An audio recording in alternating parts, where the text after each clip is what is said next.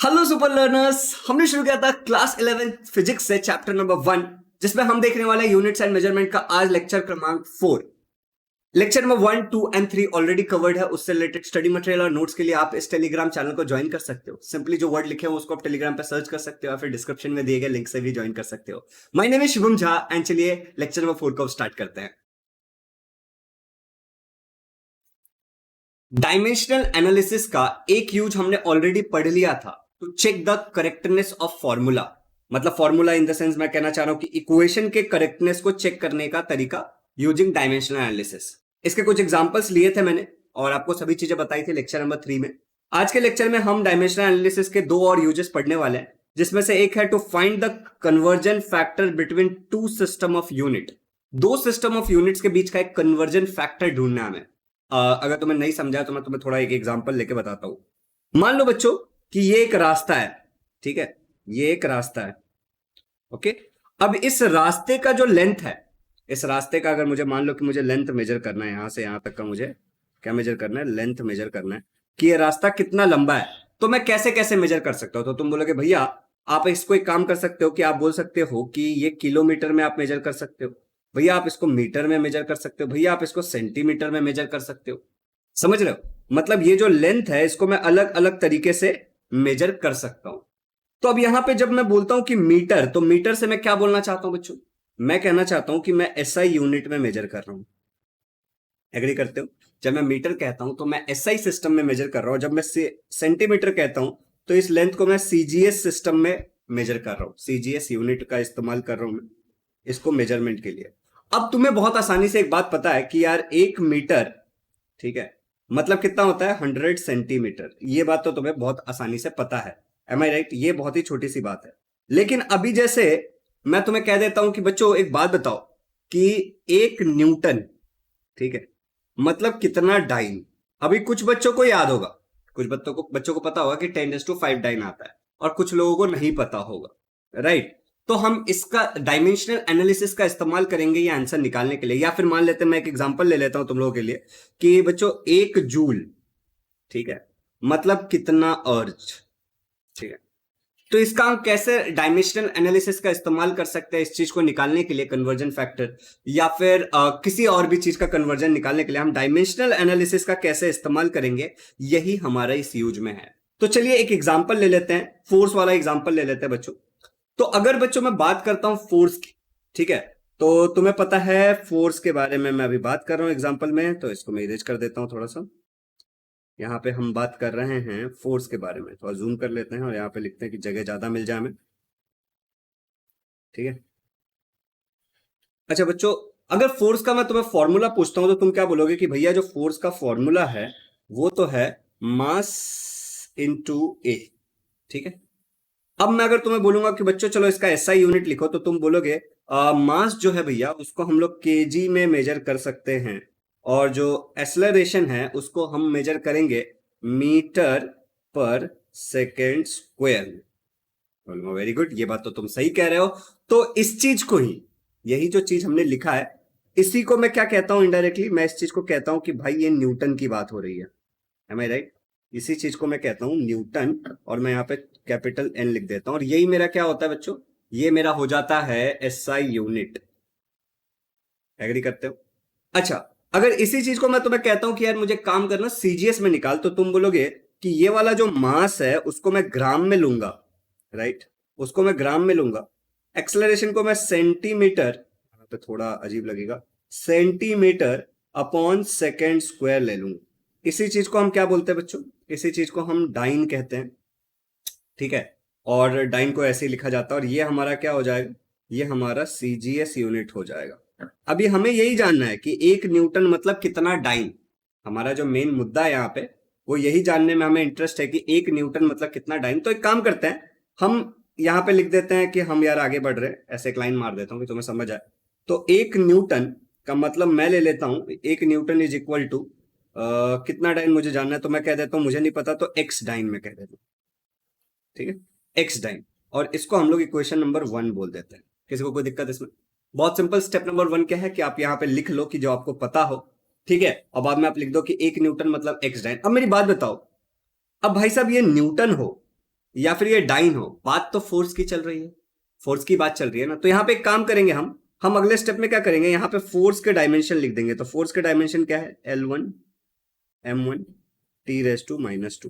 देखो यहाँ पे प्लीज गलती मत करना वरना गड़बड़ हो जाएगा। और यहाँ पे x को एज इट इज रखते हैं और डाइन का भी क्या लिख देंगे हम लोग, डाइन के लिए लिखेंगे। तो डाइन के लिए क्या आ जाएगा भाइयों, L1 M1 T⁻²⁻²। ये फोर्स के डायमेंशन है L1 M1 T⁻²⁻²। चलो अब तुम बोलोगे भैया यहां तक तो ठीक है, अब क्या किया जाए। तो बच्चों यहाँ पे ध्यान से सुनना, करना क्या है, अभी आपका जो ये साइड जो है न्यूटन वाला और ये साइड जो डाइन के लिए आपने जो फोर्स के डायमेंशन लिखे, क्योंकि न्यूटन और डाइन दोनों फोर्स के ही है, ठीक है, यूनिट फोर्स के ही है। तो ये जो डायमेंशन आपने लिखे ना, इसको आपको थोड़ा अलग दिखाना है, ठीक है। आपको क्या करना है, थोड़ा दोनों अलग दिखना चाहिए एक दूसरे से। तो हम क्या करेंगे, हम यहाँ पे एक छोटा सा यहाँ पे लिखेंगे 1, यहाँ पे लिखेंगे 1, यहाँ पे लिखेंगे 1, और यहाँ पे हम लोग 2, यहाँ पे 2 और यहाँ पे 2 लिख देंगे। अभी अगले स्टेप में हमें क्या करना है पता है, हमें ये जो हमारा आरएचएस में ये जो चीज है, ये वाला एक्स के अलावा वाला, इसको हमें एलएचएस में लेकर क्या, तो कैसे ला सकते हैं मुझे बताओ। हम बोल देंगे कि यहाँ पे जो भी हमारे पास है, क्या है हमारे पास L1, ठीक है, M1 और T1, ठीक है। यहाँ पे 1 है ऊपर, यहाँ पे 1 है और यहाँ पे ऊपर -2 है। इसके नीचे मैं इसको डिवाइड में डालता हूँ, ठीक है। थोड़ा सीधा लाइन मार लेते हैं कि ज्यादा अच्छा लगे, मजा आ जाए। और इस वाले पूरी चीज को अगर मैं यहां से यहाँ पे x के साथ मल्टीप्लाई में यहाँ पे आएगा तो डिवाइड में आ जाएगा। तो मैं यहाँ पे डिवाइड में ले आता हूं, तो ये फिर से मुझे वही मिल जाएगा L2 M2। अब तुम कुछ भी और लिख सकते हो, ठीक है, 1 1 T⁻²⁻²। और ये इक्वल टू क्या हो जाएगा बच्चों, ये हमारा इक्वल टू आ जाएगा x के। अब हम चाहें तो इनको अलग भी कर सकते हैं, समझ रहे हो। यहाँ पे चाहिए होगा ना तो तुम ऐसे साइड में लिख देना, ठीक है, चाहिए तो साइड में लिख देना कि यहाँ पे जो 1 है वो किसको रिप्रेजेंट कर रहा है, एसआई वाले को रिप्रेजेंट कर रहा है, और जो 2 है वो किसको रिप्रेजेंट कर रहा है, सीजीएस वाले को रिप्रेजेंट कर रहा है। ऐसे चाहिए तो लिख देना। चलो अभी यहां तक भी हो गया, तो अब थोड़ा सा आगे के स्टेप में जाते हैं। और मैं ना थोड़ा सा इंटरमीडिएट स्टेप बीच का थोड़ा सा खाऊंगा, ठीक है, तो तुम्हें बताता हूँ खाऊंगा। ओके, हम लोग एल के नीचे एल ले लेंगे, ठीक है। तो मैं कहता हूं कि एल के नीचे L1 के नीचे L2 ले लिया। और बच्चों इन दोनों के ऊपर कॉमन सा पावर है 1, तो मैं यहाँ पे 1 बाहर ले लेता हूँ, कोई दिक्कत। फिर मल्टीप्लाई बाय, बच्चों m के नीचे मैं m को ले लेता हूँ, तो m के नीचे हमारा m आ गया, यहाँ पे 1 है, m यहाँ पे 2 है, यहाँ पे इनके ऊपर कॉमन सा पावर है 1, तो इसको ऐसे रखते हैं। और मल्टीप्लाई बाय t के नीचे बच्चों मैं t को ले लेता हूँ, तो T1/T2, और इनके ऊपर एक कॉमन सा पावर है -2, तो ये -2 ही होगा, ठीक है। और इक्वल टू x कर देता हूँ। अब जरा ध्यान से देखो, ऊपर अभी अभी हमने एक चीज लिखा था कि 1 वाला जो है हमारा एसआई के लिए है, और जो 2 वाला है वो किसके लिए बच्चों, सीजीएस के लिए है। तो मैं क्या करूंगा, अभी मैं थोड़ा सा ना इसमें कैलकुलेशन को थोड़ा सा अगले स्टेप पे लेके जाने वाला हूं। तो मैं करूंगा ऐसे कि मैं यहाँ पे लिख दूंगा कि मान लो कि जो L1 है, ठीक है, वो तो मीटर में है, तो मैं यहाँ पे लिख दूंगा मीटर, और जो L2 है वो क्या है बच्चों, वो सेंटीमीटर में है। तो यहाँ पे ऐसे लिख दूंगा मैं, ऊपर /1 मल्टीप्लाई बाय M1 जो है वो क्या होगा, केजी में होगा, और जो M2 होगा वो किस में होगा, ग्राम में होगा। तो ऐसे ऊपर लिख दिया, फिर मल्टीप्लाई बाय बच्चों यहाँ पे जो T1 होगा वो भी सेकंड में है और ये भी सेकंड में है, तो इसको ऐसे ही लिख दिया, और /2 इज इक्वल टू x। ये स्टेप है। तो बेसिकली स्टेप में हमने किया क्या, हमने ऊपर वाला जो 1 था वो एसआई में था तो उसका लिख दिया, यहाँ पे जो एसआई में था उसका एसआई में लिख दिया, एसआई में था एसआई में लिख दिया, और नीचे वाले जो भी सीजीएस में थे उनको सीजीएस में हमने लिख दिया, दैट्स इट। इसके अलावा हमने यहाँ पे कुछ भी नहीं किया। अभी हमें क्या करना है, ऊपर वाले जो चीजें है ना उनको हम सीजीएस में कन्वर्ट करेंगे, क्योंकि हमें एसआई से सीजीएस में चाहिए, इसलिए हम ऐसा कर रहे हैं। तो हम ले लेते हैं यहाँ पे वैल्यूज, इट इज लाइक कि m, अभी मान लो कि यहाँ पे वैल्यू कुछ नहीं है, मतलब क्या है, हर जगह कुछ नहीं है, मतलब 1 1 है, ठीक है। यहाँ पे कुछ नहीं है, मतलब मान के चलते कि 1 1, ठीक है। तो हम बोलेंगे कि 1 मीटर मतलब कितना सेंटीमीटर, तो तुम बोलोगे भैया 1 मीटर मतलब तो यार 100 सेंटीमीटर होता है, ये भी कोई पूछने वाली बात है। और यहाँ पे खाली सेंटीमीटर है, ठीक है, /1 मल्टीप्लाई बाय 1 केजी मतलब कितना ग्राम, तो तुम बोलोगे भैया ये भी कोई पूछने वाली बात है, 1000 ग्राम, और यहाँ पे खाली ग्राम है तो इसमें कुछ करना नहीं है। फिर मैं तुमसे बोलूंगा बच्चों 1 सेकंड मतलब कितना सेकंड, तुम बोलोगे भैया 1 सेकंड मतलब 1 ही सेकंड, तो ये सेकंड एज इट इज रहेगा, और /2 इज इक्वल टू x। अभी यहाँ पे देखो बड़ा ही सॉलिड सा एक स्टेप है, और ये सॉलिड सा स्टेप क्या है कि सेंटीमीटर कट, ग्राम कट, ठीक है, और यहाँ पे सेकंड कट। तुम बोलोगे वाह ये तो सच्ची सॉलिड स्टेप निकला यार। तो यहाँ पे बचेगा क्या बच्चों, यहाँ पे आपको बचेगा 100 रेज टू 1 ब्रैकेट के बाहर मल्टीप्लाई बाय 1000, यहाँ पे भी 1 था वैसे, 1000 रेज टू 1, ठीक है, और मल्टीप्लाई बाय यहाँ पे कट हो गया तो 1 raise to -2 is equal to x। ये आपको कुल मिला के यहाँ पे बचा है। बाकी यहाँ पे मैं बार बार 1 लिखना भूल गया तो तुम लोग मत भूलना, ठीक है। अब मुझे बताओ यहाँ पे 100 रेज टू 1 क्या आएगा? तुम बोलोगे यार भैया यहाँ तो 100 ही आएगा। मैं बोलूंगा अच्छा मल्टीप्लाई कर दे इसको। 1000 रेज टू 1 क्या आएगा? तुम बोलोगे भैया ये तो 1000 ही आएगा।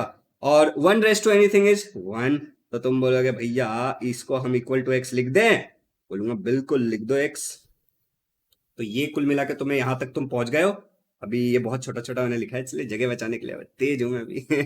ओके, तो यहाँ पे एक येलो सा लाइन मार देते हैं यहाँ पे कि हम दूसरे स्टेप्स दूसरे जगह को भी यूटिलाइज कर सके। तो हम 100 × 1000, यहाँ पे तुम देख सकते हो 100 × 1000 multiply by 1 is equal to x तक पहुंचा है। तो इसका कुल मिला के आंसर क्या आएगा?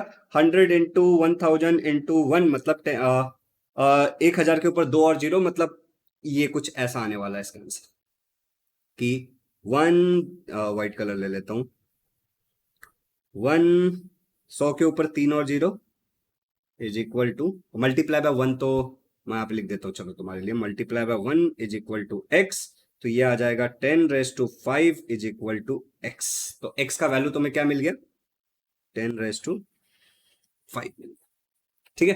अब हमारा क्या फॉर्मूला था इक्वेशन नंबर 1? तो हम बोलते हैं from equation 1 put this value in equation 1, ऐसा लिख देते हैं, ठीक है।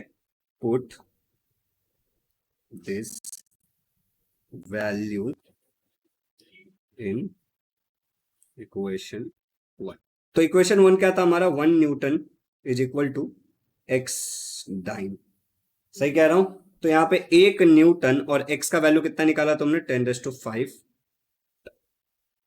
तो अब मुझे बताना क्या हमने आंसर लाया? क्या यही वैल्यू है क्या? तो बोलोगे जादू जादू जादू, yes this is really magic, ठीक है। तो इस तरीके से हमने क्या किया? एक वैल्यू कैलकुलेट किया। किस चीज के लिए हमने वैल्यू कैलकुलेट किया? डायमेंशनल एनालिसिस का इस्तेमाल करके। किस चीज के लिए? ये हमने डायमेंशनल एनालिसिस का इस्तेमाल किया यूनिट के कन्वर्जन के लिए, ठीक है। एक्साइटमेंट। ओके, तो मुझे करने में इसको लगे 12 मिनट। तुम्हें, क्योंकि मैं तुम्हें एक्सप्लेन कर रहा था हर एक स्टेप को, तुम्हें इतना टाइम नहीं लगेगा करने के लिए। तुम यार लाइक 2-3 से 4 मिनट 2-3 मिनट में कर लोगे इसको, बहुत ही सिंपल सा होता है, ठीक है। अभी एक और सम लेते हैं जिससे थोड़ी सी और क्लियरिटी आए हमें। तो अगला जो सम हम लेंगे वो हम ले लेते हैं वर्क डन वाला एग्जांपल, ठीक है बच्चों। तो हम सबको यहाँ पे मैं लिख देता हूँ, वर्क डन का फॉर्मूला तो सबको आता ही होगा, आना चाहिए, वैसे नहीं आता है तो काम करते हैं इतना जूम, ठीक है। ओके, वर्क डन, ठीक है। तो वर्क डन का फॉर्मूला क्या है बच्चों? अगर मैं वर्क डन तुम्हें बताने जाऊं तो वर्क डन को हम लोग W से लिखते हैं। Work done is equal to force into displacement. S मतलब क्या है यहाँ पे? डिस्प्लेसमेंट है, तो ज्यादा चिंता मत करना। अभी मान लो कि मुझे फोर्स को लिखना है, तो तुम बोलोगे भैया फोर्स को तो न्यूटन में लिख सकते हो और डिस्प्लेसमेंट को आप मीटर में लिख सकते हो। ये जो आपने किया है इसको हम लोग SI यूनिट बोलते हैं, ठीक है। इसको हम लोग SI यूनिट बोलते हैं। और एक बात और कि यही जो तुम्हारा फोर्स इनटू डिस्प्लेसमेंट आता है न्यूटन मीटर आता है, ठीक है। इसी चीज को हम आगे चल के क्या बोलते हैं बच्चों? इस चीज को आगे चल के हम जूल बोलते हैं। ऐसे जूल पूरा लिखेंगे तो ऐसे लिखेंगे, और अगर सिंबल देंगे तो कैपिटल G देंगे, जो हमने लेक्चर नंबर 1 में पढ़ा था। और इस चीज को हम SI यूनिट बोल सकते हैं, ठीक है। अच्छा, अभी मान लो कि अगर इसी चीज को मैं थोड़ा और अलग लिखने जाऊं तो यहाँ पे ये आ जाएगा डाइन, ठीक है। CGS की बात कर रहा हूँ, फोर्स आ जाएगा डाइन में और ये आ जाएगा सेंटीमीटर में। तो तुम बोलोगे भैया इसी चीज को शायद अर्ज बोलते हैं और इसको ऐसे लिखते हैं, अर्ग भी बोलते हैं कुछ लोग, अर्ज बोलते हैं हम लोग, ठीक है। और ये जो है भैया ये तो CGS यूनिट। अब हमें यही कन्वर्जन देखना है। हमें क्या देखना है कि 1 जूल मतलब कितना अर्ग, ठीक है। 1 जूल मतलब कितना अर्ग। तो तुम्हें पता है सबसे पहले हमें क्या करना होता है? ऐसे हम एक लाइन मार लेते हैं हमारा, और हम लिख देते हैं कि भाई साहब 1 जूल मतलब कि एक्स अर्ग, हमने ऐसा लिख दिया, ठीक है। और इसको हम लोग बोल देते हैं इक्वेशन नंबर 1। बहुत सिंपल। अभी हमें पता है कि जूल जो है वो एनर्जी है, और मैं तुम लोग को ऑलरेडी पढ़ाया था हीट जनरेटेड एनर्जी कोई भी हो, काइनेटिक, पोटेंशियल या फिर कोई भी हो, तुम्हें होमवर्क भी दिया था मैंने। और जो तुम्हारा वर्क डन होता है, इन तीनों के डायमेंशन सेम होते हैं, अगर तुम्हें याद होगा तो। याद ही नहीं है तो क्या ही बात कर सकते हैं हम।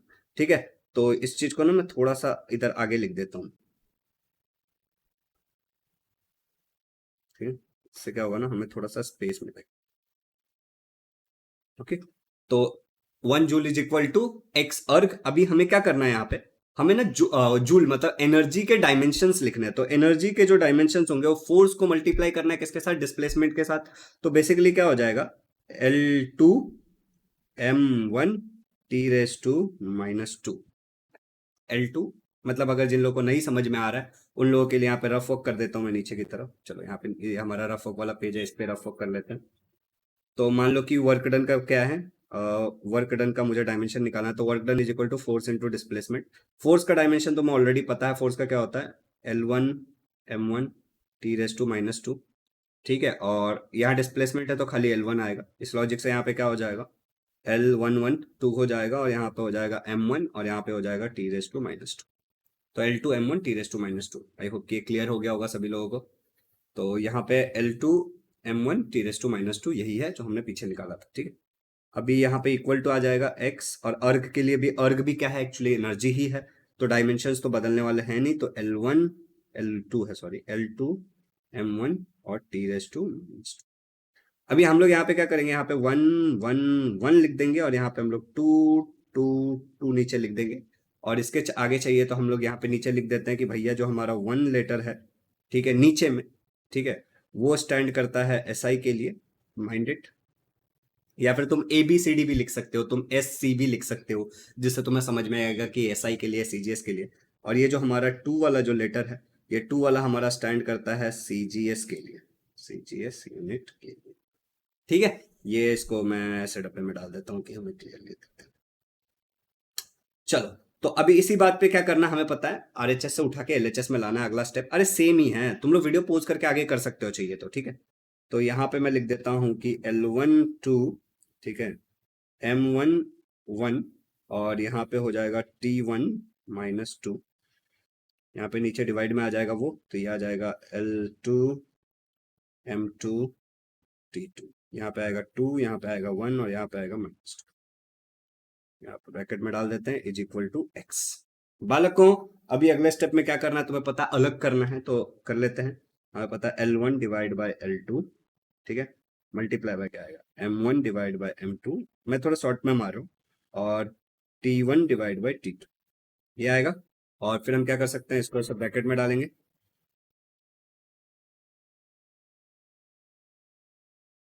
अभी यहाँ पे क्या है बच्चों, यहाँ पे है 2, यहाँ पे है 1, यहाँ पे है -2। ठीक है, अभी क्या करते हैं, अगले आगे की तरफ करते हैं बाकी का सोल्व। ओके, यहाँ तक हो गया।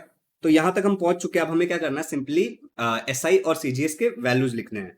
तो यहाँ पे क्या था, L1 M1। तो मान लो लेंथ जो है तुम्हारा, ठीक है, जो तुम्हारा लेंथ है उसको किस में लेते हो तुम, मीटर में लेते हो, और यहाँ पे क्या आ जाएगा, सेंटीमीटर आ जाएगा।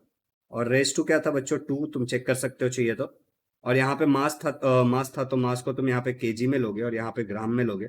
और यहाँ पे रेस टू क्या था, 1, और फिर मल्टीप्लाई में फिर तुम्हारा टाइम था, तो टाइम तो दोनों जगह सेकंड में आएगा, और raise to -2 is equal to x है। एम आई राइट, यही वैल्यू है। अभी यहाँ पे क्या होगा हमें पता है, अगले स्टेप में हम क्या करते हैं, यहाँ पे 100 सेंटीमीटर लिखना पड़ेगा हमें, क्योंकि हम मीटर का सेंटीमीटर में कन्वर्जन कर रहे हैं बस। यहाँ पे जो मीटर है उसको सेंटीमीटर में कन्वर्ट कर रहे हैं, तो मान लेते हैं यहाँ पे वैल्यू 1 है, यहाँ पे भी 1 है, यहाँ पे 1 है, यहाँ पे 1 है। तो इस हिसाब से 1 मीटर मतलब 100 सेंटीमीटर।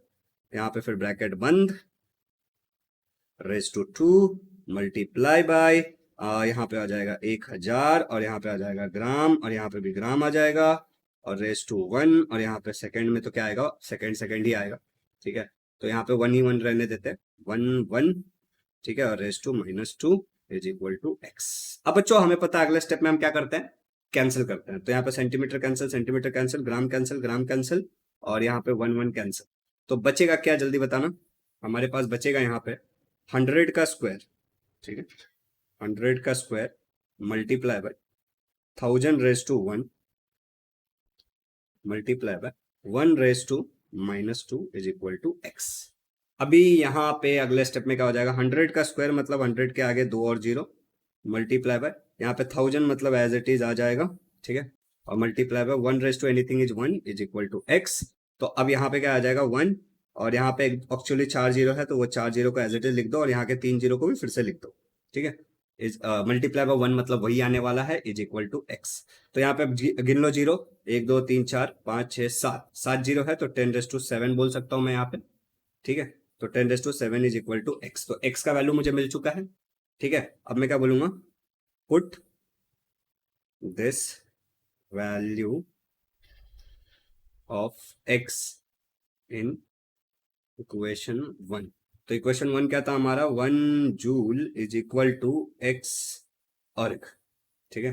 तो यहाँ पे क्या आ जाएगा, 1 जूल इज इक्वल टू 10⁻7 अर्ग, और यही हमारा क्या है एक्चुअल आंसर। तो भाइयों एवं बहनों, ये भी निकला सिंपल, एकदम चिंपल निकला, चिंपल।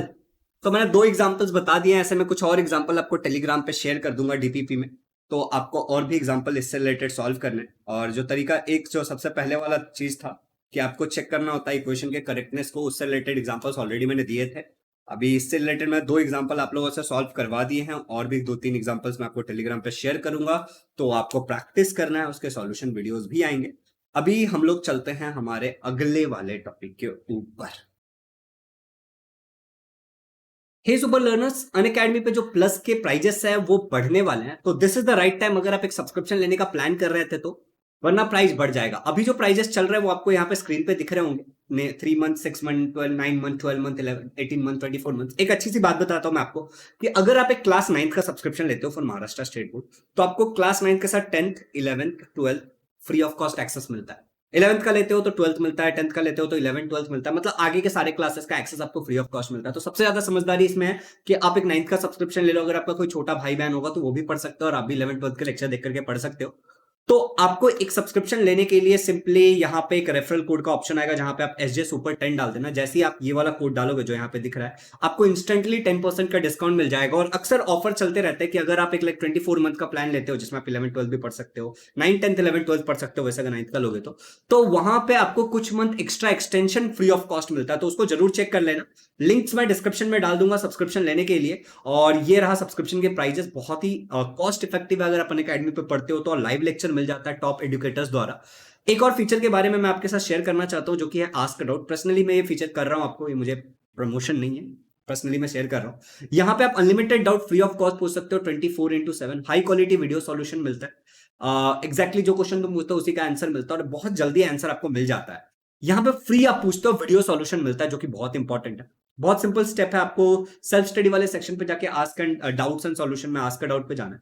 आप फोटो ले सकते हो, गैलरी से अपलोड करके क्रॉप कर लेना, और जो भी आपका सब्जेक्ट होगा उसको चूज कर लेना। लैंग्वेज का भी चॉइस है, हिंदी इंग्लिश में आप पूछ सकते हो, मराठी में पूछ सकते हो, और आप अनलिमिटेड डाउट पूछ सकते हो, जो कि सबसे अच्छी बात है। यहाँ पे भी जो, अगर आप पहली बार जा रहे हो इस चीज को एक्सेस करने के लिए, तो एसजे सुपर 10 ये कोड यूज करना है, अनअकैडमी का ऐप डाउनलोड करना है, अपने नंबर से रजिस्टर करना है, सेल्फ स्टडी वाले सेक्शन पे जाके जो आगे मैंने बताया वो, और कोड अगर पूछा जाएगा तो एसजे सुपर 10 ये यूज कर लेना है। आई रियली होप कि आपके जो भी डाउट्स होंगे न्यूमेरिकल से रिलेटेड, वहां पे भी जाके आप क्लियर करोगे, डायमेंशन से रिलेटेड वहां पे भी जाके क्लियर करोगे, और बहुत अच्छे से पढ़ाई करोगे। तो प्राइजेस बढ़ने वाले हैं, तो act fast, the code is SJ super 10। Happy learning. Dimensional analysis में जो मुझे सबसे इंटरेस्टिंग सा लगता है वो ये है, और मैंने अपने 11th स्टैंडर्ड में इस चीज का बहुत इस्तेमाल किया था, जब जब मैं फॉर्मूला भूल जाता था। लेकिन हाँ, थोड़े से इसके साथ भी थोड़े से चोचले हैं, बट खैर इसको देखते हैं कि ये टॉपिक क्या है, और ओके रिकॉर्डिंग हो रहा है, एंड इसको किस तरीके से हमें प्रिपेयर करना है। तो देखो टॉपिक क्या है कि हमें लिखना है इस एंड डायमेंशन एनालिसिस का बेसिकली यूज है to write the formula for any quantity. तुम्हें कोई भी क्वांटिटी दिया है उसका तुम फॉर्मूला लिख सकते हो bye just knowing the factor on which it depends. बस तुम्हें यह पता होना चाहिए कि वो कौन से फैक्टर पर डिपेंड करता हो, तुम उसका फॉर्मूला बना सकते हो लिटरली। चलो मैं तुम्हें एक एग्जांपल लेके समझाता हूं, तो तुम्हें ज्यादा बेटर तरीके से समझ में आएगा। हम सबको फोर्स का फॉर्मूला पता है। फोर्स का फॉर्मूला हमें क्या पता है, मास इनटू एक्सेलरेशन।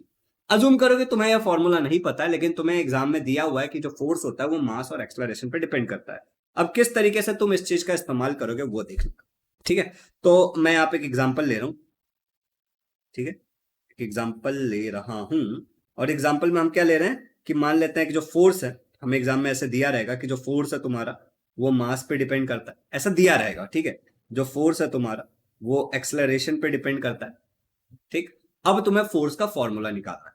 तो सबसे पहला जो तुम्हारा स्टेप होगा, ये गिवन है, ठीक है बच्चों, ये तुम्हारा गिवन है, तो मैं ऐसे लिख देता हूं यहाँ पे एग्जाम्पल में, ये वाला जो पार्ट है ये तुम्हारा गिवन है, ठीक है। तो अब तुम क्या करोगे, अगला स्टेप तुम्हारा क्या होगा, अजूम करना, ठीक है। अब मैं तुम्हें सबको समझाता हूं, ठीक है। अजूम करना, तुम अजूम करोगे कि जो फोर्स है तुम्हारा, ठीक है, वो डायरेक्टली प्रोपोर्शनल है मास से। लेकिन मुझे बताओ, क्या मास रेस टू स्क्वायर हो सकता है? हाँ जी बिल्कुल हो सकता है। मास रेस टू -2 हो सकता है? बिल्कुल हो सकता है। मास रेस टू एनीथिंग हो सकता है। तो हम बोलेंगे जो मेरा फोर्स प्रोपोर्शनल है वो मास से है, लेकिन मुझे नहीं पता कि ऊपर क्या आएगा, तो मैं एक्स ले लेता हूं, ठीक है। मान लो कि अभी दूसरा ले लेते हैं हम, एक्सलरेशन भी था, तो फोर्स जो मेरा प्रोपोर्शनल है वो एक्सलरेशन से है, लेकिन अब की बार रेस टू कुछ भी आ सकता है, तो मैं एक्स तो लूंगा नहीं क्योंकि एक्स ऑलरेडी ले लिया है, तो मैं वाई ले लूंगा। अरे बहुत सिंपल है, यहां तक कर लोगे, अजूम कर लेना, जितने भी क्वांटिटी तुम्हें दिए रहेंगे सबको डायरेक्टली प्रोपोर्शनल ले लेना। अगर किसी के आगे एक्स है, पहले के एक आगे एक रेस टू एक्स, दूसरे के वाई, तीसरे के Z, A B C D, ऐसे कुछ भी करके कर लेना, ठीक है।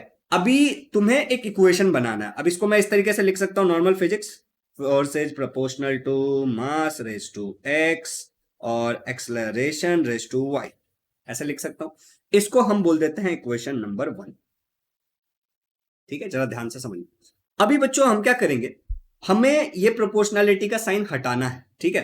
तो मैं बोलूंगा कि जो फोर्स होगा वो इक्वल टू होगा, प्रोपोर्शनैलिटी हटा के इक्वल टू डाला, यहां पे एक कांस्टेंट आएगा, ठीक है, कांस्टेंट, और यहां पे आ जाएगा multiply by M raise to X और multiply by A raise to Y. यहां तक क्लियर है? अब यहां पे इस मेथड का इस्तेमाल हम एक ही शर्त पे कर सकते हैं कि ये जो कांस्टेंट आया है ये डायमेंशन लेस हो।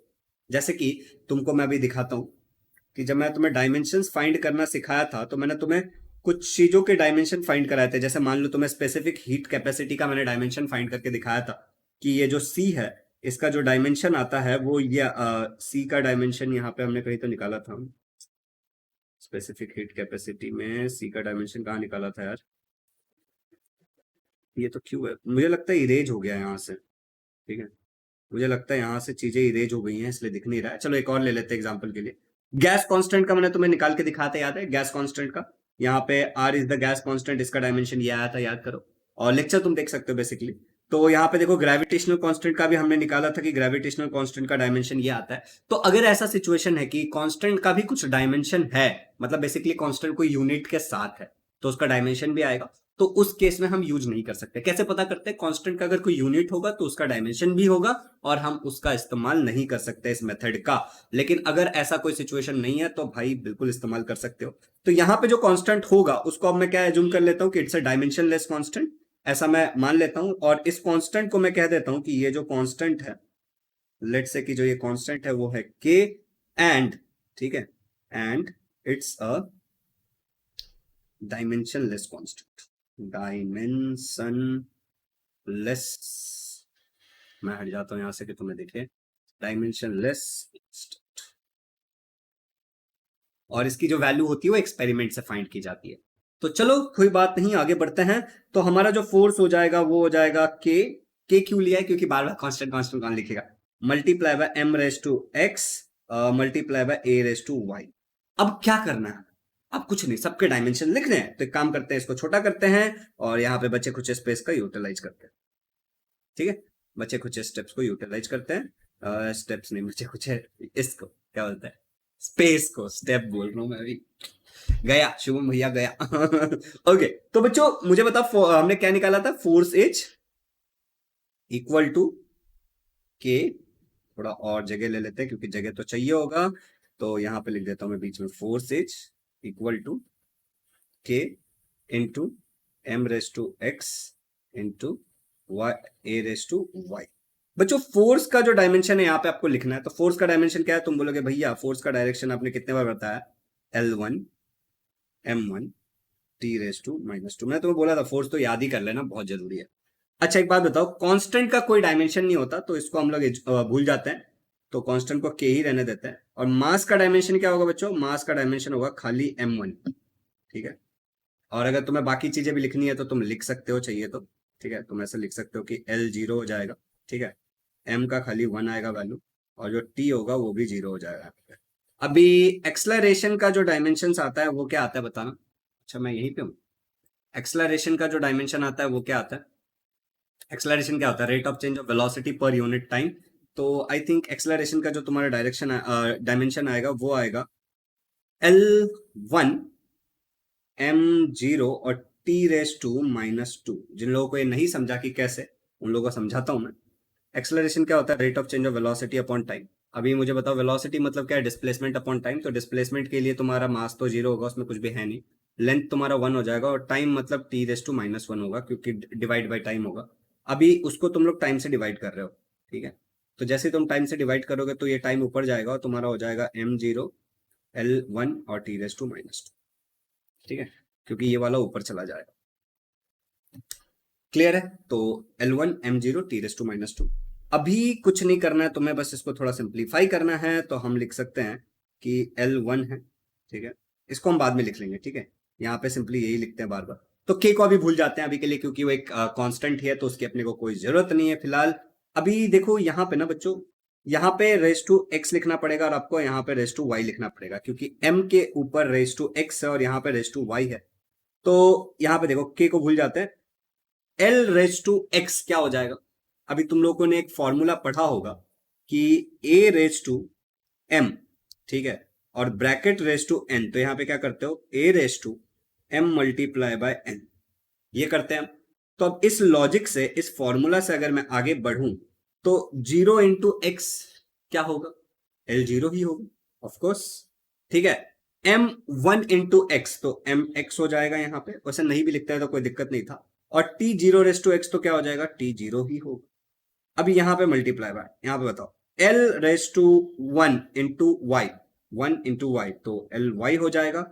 यहाँ पे m0 ही रहेगा, यहाँ पे मल्टीप्लाई का सिंबल मैं क्यों दे रहा हूं, और यहाँ पे t⁻²y हो जाएगा। सिंपल है। अभी यहाँ पे जरा ध्यान से देखना, एक और फॉर्मूला है बच्चों, और वो है A⁻m मल्टीप्लाई बाय A⁻n। तो इस केस में तुम क्या करते हो? A⁻m+n करते हो। क्या करते हो तुम? A⁻m+n। अब इस फॉर्मूले के हिसाब से देखो जरा, AL है और AL है, मतलब LL सेम है, तो it is like A। M और N, तो यहां पे क्या हो जाएगा? ऐड होगा, तो 0+y हो जाएगा। तो यहां पे L0+y, ये वाले दोनों को हमने ऐड कर दिया, m+n। दूसरा वाले में हम लोग लिखेंगे m के साथ क्या है भाई? m के साथ x है यहाँ पे, और यहाँ पे 0 है, तो x+0, और t के साथ हम लिखेंगे यहाँ पे 0 है, और प्लस माइनस माइनस हो जाएगा, -2, ये हो गया, ठीक है। अभी बच्चों बहुत सिंपल है, इसको थोड़ा सा और सिंप्लीफाई कर लेते हैं। L⁻0+y y होगा, m⁻0+x x होगा, और t⁻0 - y तो -2y। यहां पे भी अपने पास कुछ था ऑलरेडी, याद करो, L1 m1 t⁻²। अभी हमें क्या करना है? कंपेयर करना है। हम क्या करेंगे? Comparing on both the side, ठीक है। Comparing on both the side, on both sides. तो मैं अभी एक एग्जांपल के बाद सब समझ में आ जाएगा। तो मान लो यहाँ पे हमारे पास 1 है और यहाँ पे हमारे पास y है, तो क्या मैं बोल सकता हूँ कि y का जो वैल्यू आएगा वो मेरा 1 आएगा? तो बोलोगे यस। अच्छा, यहाँ पे जो x है और यहाँ पे 1 है, तो क्या मैं बोल सकता हूँ कि जो मेरा x का वैल्यू आएगा वो भी 1 आएगा? मैं बोलूंगा बिल्कुल यस, x का वैल्यू भी 1 आएगा, इसका वैल्यू 1 आएगा। और अगर तुम चाहिए कंफर्म करने के लिए, तो -2y, और यहाँ पे -2 है, तो y का वैल्यू क्या आएगा? 1 ही आएगा, राइट। तो यहाँ पे भी यही आने वाला है, तुम चाहिए तो कंपेयर करके देख सकते हो। अब कुछ लोगों को जिनको समझ नहीं आता, उनके लिए -2y इज इक्वल टू, यहाँ का -2y लिया है टी के साथ का, और यहाँ पे -2y, ठीक है, इज इक्वल टू -2y। तो माइनस माइनस कैंसिल हो जाएगा, 2 2 कैंसिल हो जाएगा, तो y इज इक्वल टू 1 आ जाएगा। तो इसको फिर से करने की कुछ खास आवश्यकता मेरे हिसाब से नहीं है। तो हम मान लेते हैं कि ये वैल्यूज हमें मिल चुके हैं, तो इसको हम लोग एक डब्बे में डाल देते हैं ऐसे, ठीक है। इसको हमने डब्बे में डाल दिया। अब हम क्या करेंगे? पुट दिस वैल्यूज, ठीक है, put this values in equation 1। हमारा जो इक्वेशन 1 है उसमें ये वैल्यूज डालेंगे। तो हमारा इक्वेशन 1 क्या था? याद करो, force is equal to X, इसी को लिया था ना इक्वेशन 1 मैंने, प्रोपोर्शनैलिटी को मैंने इक्वेशन 1 ले लिया था। तो एक काम करते हैं हम लोग, इसको ना लेकर के, प्रोपोर्शनैलिटी वाले को ना लेकर के, हम लोग इसको ले लेते हैं क्वेश्चन जहां पे हम आसानी से निकाल सकते हैं, ठीक है। तो फोर्स इज इक्वल टू, इधर चला जा, force is equal to K constant M raise to X और ए रेस टू वाई, ठीक है, मल्टीप्लाई है सबके बीच में, तो ये के ही रहेगा। मास एम की वैल्यू कितनी है 1 और एक्सेलरेशन वाई की वैल्यू कितनी है 1, तो ये आ जाएगा के multiply by M multiply by A. समझ रहे हो, यहाँ पे मल्टीप्लाई है, मैं डॉट से दिखा रहा हूँ मल्टीप्लाई। अब तुम बोलोगे भैया ये के का वैल्यू कैसे निकालना है, तो एग्जाम में बच्चों तुम्हें यहीं तक सॉल्व करना है और नीचे लिख देना है कि, नीचे तुम लिख देना कि constant value can be, constant, ठीक है, value can be determined by, constant value can be determined, determined, determined by experiment,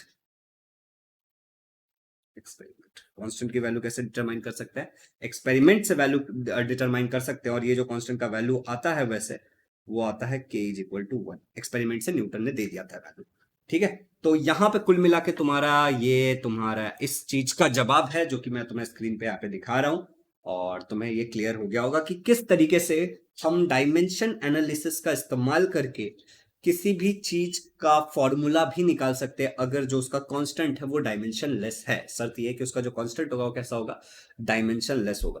बहुत ही सिंपल सा स्टेप है, लेकिन थोड़ा लेंदी है ये, थोड़ा लेंदी है। अब क्योंकि मैं तुम्हें बता रहा हूं तो मुझे हर एक स्टेप को समझाना पड़ रहा है, दैट्स द रीजन कि ये लेंदी सा लग रहा है, बट अगर तुम खुद करने जाओगे तो it is hardly a game of 3 to 4 minutes, ठीक है। एक और एग्जांपल लेके तुम बोलोगे तो एक और एग्जांपल लेते हैं, क्या बोलना है तुम लोगों का, एक और एग्जांपल लिया जाए, लेकिन वीडियो थोड़ा लंबा हो जाएगा अगर हम एक और एग्जांपल लेंगे। वैसे तो क्या करें, अब बड़ा ही कंफ्यूजन है, बड़ा ही कंफ्यूजन कंफ्यूजन फिर भी हम एक और एग्जांपल लेंगे जिससे हमें थोड़ी सी और क्लियरिटी आए। तो तुम्हारे टेक्स्ट बुक में एक चीज लिखा हुआ है, अगर चाहिए तो मैं टेक्स्ट बुक दिखाता हूँ तुम लोग। Text book where are you, text book दिखाता हूँ, ठीक है। फिजिक्स क्लास 11 का फिजिक्स, और ये महाराष्ट्र बोर्ड का टेक्स्ट बुक, आई होप कि तुम्हें दिख रहा होगा। तो तुम्हारे टेक्स्ट बुक में जब मैं पढ़ रहा था तो मुझे कुछ देखने को मिला, एंड वो था ये वाली चीज, ठीक है। ये, हाँ, कि तुम्हें क्या निकालना है यहाँ पे, to establish the relationship between related physical quantity, मतलब वही कन्वर्जन फैक्टर ढूंढना जो हम कर रहे थे। और यहाँ पे बोला है the period T of oscillation of a simple pendulum depends on the length and acceleration due to gravity, let us derive the relation between this. तो ये तुम्हारा क्वेश्चन है और इसके बीच का तुम्हें रिलेशनशिप निकालना है। तो ये तुम लोग ऐसे निकाल लोगे तो सिंपली बात यहाँ पे वही हो रही है कि तुम्हें फॉर्मूला निकालना है, जो फॉर्मूला तुम्हारा आना चाहिए वो ये होगा। और यहाँ पे भी तुम्हें लिखा हुआ है the value of K can be determined experimentally and it is found to be 2 pi, जैसे मैंने के का तुम्हें निकाल के बताया। और फिर यहाँ पे एक और एग्जांपल है, ये किसका, ये तुम्हारा वो जूल वाला है जो मैं तुम्हें ऑलरेडी बता चुका हूँ, ठीक है, वो सेकंड वाला। तो एक काम करते हैं, ये वाला करके देखते हैं। तो इसका मैं ना स्क्रीनशॉट ले लेता हूँ यहाँ से यहाँ तक का, ठीक है, कि अपने को इतना लिखना ना पड़े, ठीक है, इतना भैया आलसी भैया बड़े आलसी। चलो, तो यहाँ पे एक काम करते हैं, इसको पेस्ट कर देते हैं, तो यहाँ पे इसको थोड़ा बड़ा कर लेते हैं, तो ये हमारा एक बड़ा, ओके। तो ये हमारा क्वेश्चन है जो हमारे टेक्स्ट बुक में सेम यही यही टॉपिक चल रहा है, to write the formula of any quantity, ठीक है, by just knowing the factor on which it depends, हमें फॉर्मूला निकलना है। अभी यहाँ पे कुछ फैक्टर्स दिया है, अभी सबसे पहले तुम्हें मैं समझाता हूँ कि एक सिंपल पेंडुलम क्या होता है, ठीक है। यहाँ पे क्या बोला है देखो जरा, the period T of oscillation of a simple pendulum, इसका अर्थ क्या है। मान लो सिंपल पेंडुलम को समझो जरा, ठीक है। मान लो कि ये एक दीवार है, ठीक है, ये एक दीवार है, दीवार नहीं दीवार, ओके। और इस दीवार से यहां पे ऐसे मान लो कि एक पेंडुलम है, इस तरीके से क्या है बच्चों, एक पेंडुलम है यहाँ पे, ठीक है, एक बॉब लटका हुआ, एक मास लटका हुआ यहाँ पे, और एक लेंथ पे है वो, ठीक है। तो इस जगह से जो ये हमारा ये बॉब है ना, ये ऐसे ऐसे ऐसे ऐसे ऐसे करके यहाँ तक आएगा। तो हम मान लेते हैं कि ऐसे ऐसे ऐसे ऐसे करके इस पोजीशन तक आया, ठीक है। फिर ऐसे ऐसे ऐसे ऐसे करके इस पोजीशन तक भी जाएगा, ठीक। तो ये एक सिंपल पेंडुलम है। तो मान लो कि ये पेंडुलम ऐसे गया और फिर आया, वन ऑसिलेशन, गया आया, अनदर ऑसिलेशन। समझ रहे हो?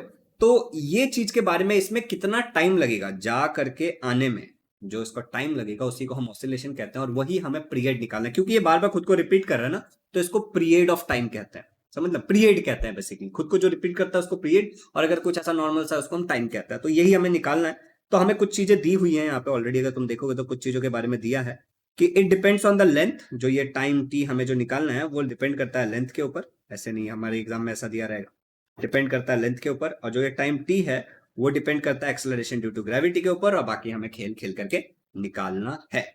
तो चलो ठीक है, तो यहाँ पे लिख देते हैं कि जो हमें दिया है वो लिख लेते हैं, यहाँ पे जगह है हमारे पास। तो जो टी है, period of revolution that depends upon the length of this, ये वाला जो लेंथ है व्हाइट कलर से जो हमने दिखाया है, इस लेंथ पे डिपेंड करता है। और ये जो भैया हमारा टी है, ये टी जो है वो एक्सलेरेशन ड्यू टू स्मॉल जी, मतलब एक्सलेरेशन ड्यू टू ग्रेविटी पे डिपेंड करता है।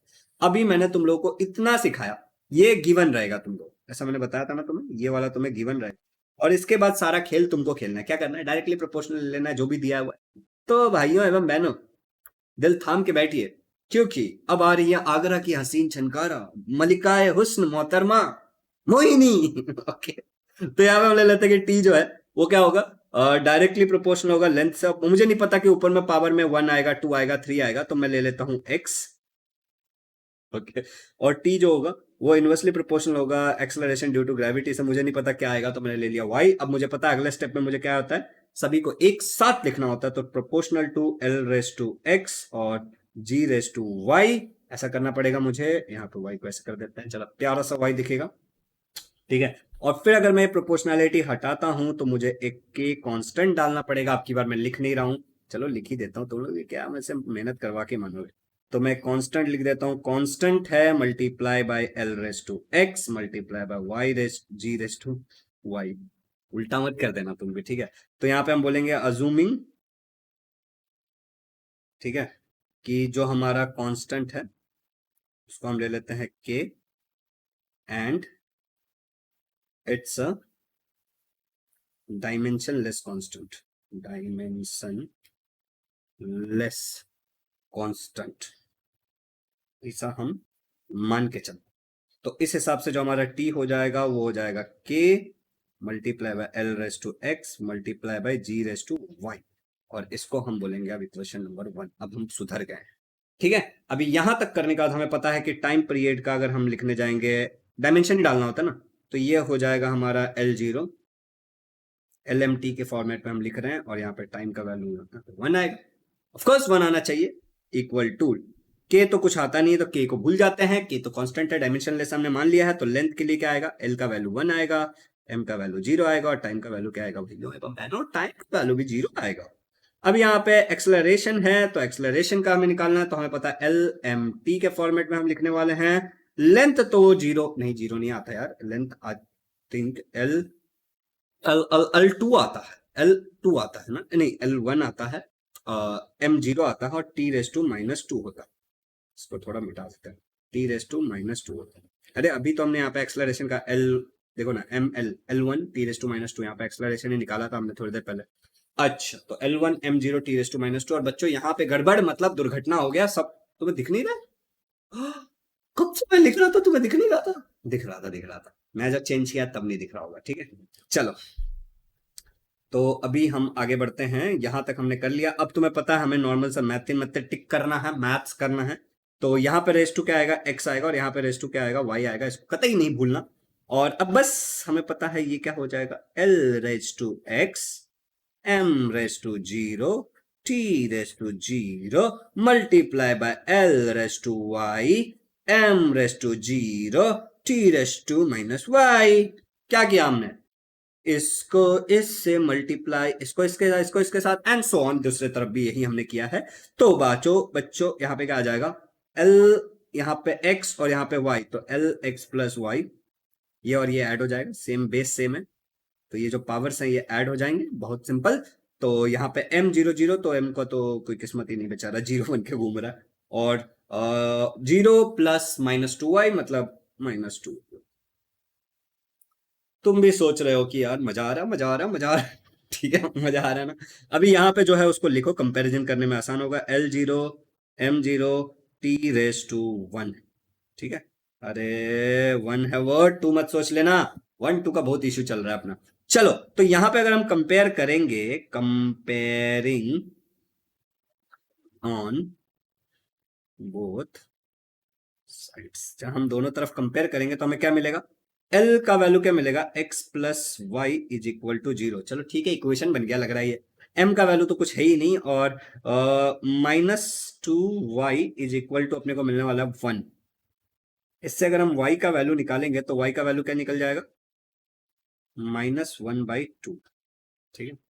अभी ऊपर के इक्वेशन में अगर हम y का वैल्यू डाल देते हैं, मान लो, ठीक है, मान के चलते हैं कि हमें ऊपर कुछ नहीं मिला, बढ़िया मान लेते हो भैया, आप अच्छे फिजिक्स के टीचर हो, आप मान ही लेते हो हर बात। मान लो कि अभी y का जो दूसरा जो हमें इक्वेशन मिला है वो क्या मिला है, x plus Y is equal to 0, और यहाँ पे x minus 1/2 is equal to 0, मतलब y का वैल्यू वैल्यू डाल दिया सिंपली। यहाँ पे जो y का वैल्यू मिला है y का वैल्यू यहाँ पे डाल दिया, तो यहाँ पे क्या हो जाएगा, x is equal to positive 1/2 मिल जाएगा, ठीक है। तो इसको बनाएंगे, डब्बे में डालेंगे इसको, डब्बे में जो कर तू मेरा नौकर, x की वैल्यू को भी डब्बे में डाल देंगे। चलो ये से हमारा प्यारा डब्बा, एक्स और वाई की वैल्यू भाई और बहनों हमने ढूंढ ढूंढ के निकाल लिया है बहुत मेहनत से। अभी एक्स और वाई का वैल्यू तुम्हें पता है, क्वेश्चन नंबर 1 में डालना होता है। तो एक पेज निकाल लेते हैं यहाँ पे, सुंदर पेज, ठीक है। तो यहाँ पे लिखते हैं पुट दिस वैल्यूज, ठीक है, of x and y in equation 1। Equation 1 क्या था बच्चों, t is equal to k multiply by l raise to x multiply by g raise to y। बस x का वैल्यू क्या आया तुम्हारा, l का x का वैल्यू आया +1, और g का वैल्यू y का वैल्यू क्या आया, -1। अब जरा ध्यान से सुनना, ये निगेटिव पॉजिटिव के साथ हम कैसे कर सकते हैं, l रेस टू हाफ, ठीक है, divide by g raise to half लिख सकते हैं इसको। भैया ये का मतलब, ये का है, ये हमको नहीं समझा, तो मेरी बात सुनो, a raise to minus m, indices पढ़ा है तुमने, इसको हम लिख सकते हैं 1 रेस टू एम, मतलब नीचे आएगा तो पॉजिटिव हो जाएगा। अगर मान लो 1 raise to 1 divide by a raise to m है, तो इसको हम लोग लिख सकते हैं ए रेस टू माइनस, मतलब डिनोमिनेटर से डिनोमिनेटर में जाता है तो पावर्स का थोड़ा बदलाव होता है। अब मेरी बात सुनो, मैं इसको ऐसे लिख सकता हूं क्या, के मल्टीप्लाई बाई, ठीक है, l raise to half divide by g raise to half. अब मेरी बात सुनो, अगर कोई भी चीज में मान लो कि ए रेस टू हाफ है, तो इसको मैं लिख सकता हूं अंडर रूट ऑफ ए। मान लो 2 रेस टू हाफ है, तो इसको मैं लिख सकता हूं अंडर रूट ऑफ 2। मतलब किसी भी चीज के रेस टू हाफ होता है, मतलब वो रूट में होता है। तो बच्चों, प्यारे बच्चों, क्या मैं इसको ऐसे लिख सकता हूं, के मल्टीप्लाई बाय, दोनों अंडर रूट में चला गया, अंडर रूट एल, और यहाँ पे चला गया अंडर रूट जी। अब मैं बोलूंगा थोड़ा सा भैया ऐसे लिख सकता हूँ क्या, तो बोलोगे कैसे लिखना, लिखो अब, ठीक है, एल जी, एल जी। और ये हमारा आंसर आ गया, तो हम यहां तक लिखेंगे बस, द वैल्यू ऑफ, ये हमारा फाइनल आंसर है, the value of constant can be determined, can be determined experimentally, spelling अगर गलत हो तो मुझे माफ कर देना, experimentally, and it is found to be, and ये ऑलरेडी हमारे पास है फॉर्मूला में कांस्टेंट का value, and it's found to be 2 pi, ठीक है। तो जो फाइनल फॉर्मूला तुम्हारा बनेगा वो, वैसे तुम्हारा आंसर यहीं तक आएगा, ठीक है, तुम्हारा आंसर यहीं तक आएगा, तो तुम इस पे चाहिए तो डब्बा बना लेना, ठीक है, तुम ऐसे डब्बा बना लेना चाहिए तो। हम फाइनल यहाँ पे लिख देते हैं कि जो t होगा उसका फॉर्मूला हो जाएगा 2 पाई अंडर रूट, ठीक है, एल अपॉन जी। ये वैसे हमारा फाइनल फॉर्मूला होगा अगर किसी को चाहिए period of revolution of a simple pendulum. बाकी अगर तुम्हें इसके ऊपर अधिक जानकारी चाहिए तो तुम मेरी तरह ऐसे टेक्स्ट बुक देख सकते हो, यहाँ पे ये फॉर्मूला लिखा हुआ है, क्या कर रहा हूँ मैं, ये फॉर्मूला यहाँ पे लिखा हुआ है। तो बच्चों हमने कहाँ तक पढ़ लिया, पेज नंबर 7 तक पढ़ लिया। अब ये कुछ क्वेश्चन है, देखो ये क्वेश्चन है और ये क्वेश्चन है, ये मैं तुम्हें डीपीपी में दे दूंगा प्रैक्टिस करने के लिए, और इससे रिलेटेड जो तुम्हारे एक्सरसाइज के क्वेश्चन है वो भी डाल दूंगा। अभी यहाँ पे कुछ लिमिटेशंस ऑफ डायमेंशन एनालिसिस है, इसको हम लोग अगले लेक्चर में कवर कर लेंगे कि डायमेंशनल एनालिसिस की क्या लिमिट है। और बाकी मैंने कुछ कुछ चीजें तुम्हें पढ़ाते पढ़ाते बता दिया था, और फिर हम बात करेंगे accuracy, precision and uncertainty in the measurement. ये बड़ा ही इंटरेस्टिंग सा चैप्टर टॉपिक होगा। फिर एस्टिमेशन ऑफ एरर के बारे में बात करेंगे। और ये सारी चीजें मैं सोच रहा हूँ कि थोड़ा सा लंबा वीडियो बनाए, लेकिन ज्यादा से ज्यादा चीजों को एक वीडियो में कवर करें कि बच्चे जल्दी पढ़ सकते हैं। और उससे भी ज्यादा जो इंपॉर्टेंट है वो है सिग्निफिकेंट फिगर्स। तो शायद चांसेस ऐसे भी है कि इसके बाद का जो लेक्चर आए वो बेस्ड ऑन सिग्निफिकेंट फिगर है, क्योंकि इससे रिलेटेड ज्यादा क्वेश्चन पूछे जाते हैं एग्जाम में। और फिर तो हमारा चैप्टर खत्म हो जाएगा। तो 2 टॉपिक्स हार्डली बाकी है, 2 वीडियोस और आएंगे। और उसके बाद जो हम लोग करेंगे वो है न्यूमेरिकल्स। ठीक है, तो न्यूमेरिकल्स में काफी मजा आएगा, लेकिन उसके लिए हमारा थ्योरी और कॉन्सेप्ट पे अच्छी पकड़ होनी चाहिए। कॉन्सेप्ट क्लियर रहेगा और कैलकुलेशन, मैथमेटिकल हमारा कैलकुलेशन हमारा थोड़ा सा क्लियर रहेगा ना। और वो क्लियरिटी आता कैसे है, जितना ज्यादा हम सम सॉल्व करेंगे उससे वो क्लियरिटी आएगा। ठीक है, तो हम आसानी से ये सारे न्यूमेरिकल्स कर सकते हैं। देखो, मिनिमम मैं सजेस्ट करूंगा कि अगर तुम बोर्ड के लिए प्रिपेयर कर रहे हो तो इतने सारी चीजें तो तुम्हें आनी चाहिए जो भी तुम्हारे यहाँ पे टेक्स्ट बुक में दिया हुआ है, ये तो मिनिमम आना चाहिए। और एक बार ये सब करके हो जाता है, फिर जेई और नीट के क्वेश्चन स्टार्ट करो। बाकी कुछ बेसिक बेसिक से क्वेश्चन है जेई नीट के जो हो जा रहे हैं वो कर लो। और ये अगर तुम्हारे अच्छे से इस क्वेश्चन को अगर तुमने समझ के सॉल्व कर लिया तो तुम मान लो कि तुम जेई नीट के क्वेश्चन को भी अटेम्प्ट करने के लायक तुम्हारा प्रिपरेशन हो चुका है। अब तुम्हें बस उनको प्रैक्टिस करना, तरीके सीखना है। बट एनीवेज, अगर चैनल पर नए हो तो चैनल को सब्सक्राइब कर लेना, वीडियो को लाइक करके 1 लाइक बढ़ा दो। और हम इसको शेयर जरूर करो अपने फ्रेंड्स के साथ जो लोग सीरियसली पढ़ना चाहते हैं, क्योंकि मैं बहुत मेहनत कर रहा हूँ। Thank you so much. Happy learning.